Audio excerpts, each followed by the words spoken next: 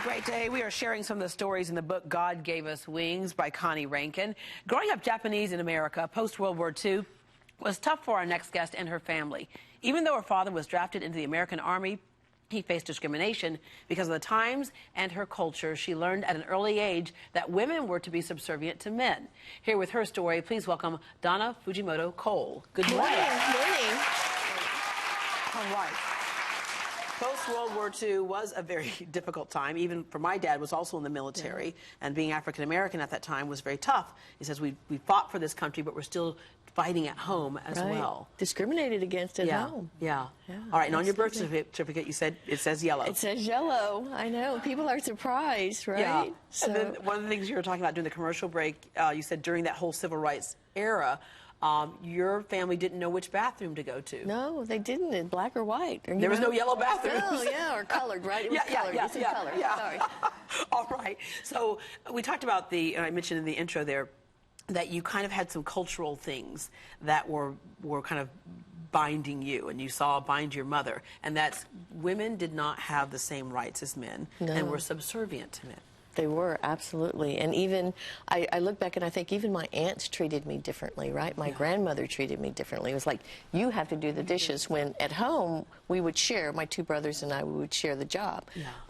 And then when a family would come over, it's like, no, just you. I'm like, and watching them go run off and play. Yeah. Right? What was your thought at that very moment as a young girl washing the dishes and watching all the boys get to play? I was like, why? And I was the youngest. Yeah. So it was a different type of discrimination in your own family at that point. Oh, absolutely. Yeah. Okay. So that subservient teaching, you learned that as a child. When was the point for you to kind of change that? I think there was one moment, you always felt like you needed to be the good girl, right? Yes. There was one moment where you thought, I'm going to step out of that good girl box. It's almost like a little rebellion there. Yes, yes. You went on a trip with a boy. I did. Actually, I went on a trip with a boy because he was meeting his girlfriend, and I was meeting my boyfriend. And they happened to be brother and sister in Florida. But your parents allowed you to go? Well, it took a lot of talking, right? And convincing that I was a good girl, right? And that I wouldn't do anything, you know, to embarrass the family, etc. Right. And unfortunately, Sandy and Tillman had a fight. So he drove back from Florida to South Texas, and I was left stranded in Florida. You were with that other boy? With the other boy and his family, right? So we stayed at their house. But the family was very kind. And then when I come back, right, I think I'm pregnant. And if you're a good girl at home, that cannot happen, right? Yeah, so, you but here's the thing, okay, so you thought you were pregnant, and that can be a fear of, we know, many girls, but you were so afraid to tell your parents that you contemplated doing what? Committing suicide, right? You would rather kill yourself than to tell your parents. That's how much you felt like you had to be this good girl. Well, part of that was, you know, I guess on one side it would be showing respect, right? But the other is the disappointment that I didn't do. Couldn't face that. Right, what I said I would promise I wouldn't do. And I think people underestimate how much pressure that can be. There was a young lady I did a story on years ago, and she was the good girl. She was raised by her grandparents, so she already felt like her parents didn't want her, so she wanted to please her grandparents. She was in college, and she got pregnant. And over the Christmas holiday, she didn't go home because she was pregnant. She didn't want them to see that. She had the baby, and she actually put the baby in the dumpster because the pressure on her, and she just basically blanked it out of her mind. The baby survived. Actually, the baby was the judge gave it back to her. And that child is like in their 30s now and doing great. But she felt so much pressure that she just wanted to wash it away. She couldn't tell her parents. Well, I think parents, too, want their kids to do well, right? Yeah. And they're expecting perfection. And so they just keep asking for more and more. I started school in Taipei, Taiwan. Talk about perfection. I was like, I got a C, woo! And they were like, that's nothing to be proud of. Right? We have to let kids fail. Yeah. We have to, because failure is, you know, the opportunity for success. Right.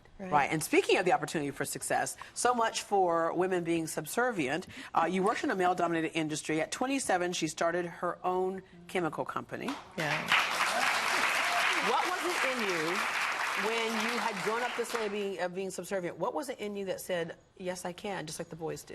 Well, by that time I was married and divorced, and my daughter was 4. So, you know, that was the pressure to make as much money as I could during the 8 or 10 hours a day you're going to work, and bring home enough money to put a roof over her head and feed her. Yeah. You know, because people ask me, weren't you afraid you were going to fail at 27? You didn't have a choice. I didn't have a choice. You just had to keep plugging away and being persistent. Yeah, well, you kept plugging away, and now the annual sales of your company are $100 million a year. Yeah. Okay, but the economy has touched us. Yeah, I'm sure. But yeah, you with $5,000 of your life savings, you stepped out and did that. And Dr. Denise is still with us as well. So here's the thing. Fear stops a lot of people from doing something like this. And so how she grew up is not what she's showing her child.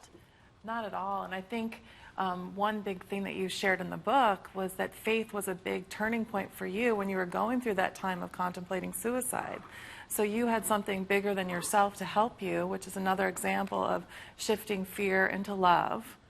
And then I think what you're also talking about, there's cultural issues. I'm a perfectionist at times. I like the words adaptive perfectionism versus rigid perfectionism.